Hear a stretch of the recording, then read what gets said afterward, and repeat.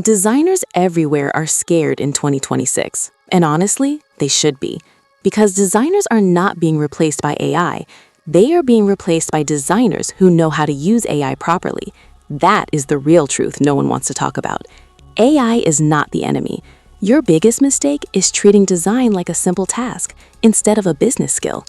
Anyone can generate a logo or poster in seconds now, but AI still cannot understand strategy, emotions, or brand psychology. Most designers are stuck using old workflows and outdated thinking. They rely on templates and hope talent alone will save them. That mindset is exactly why they are falling behind. In 2026, design is no longer about making things look pretty.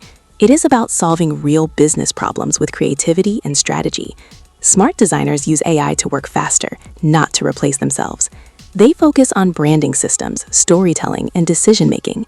AI becomes their tool, not their competition.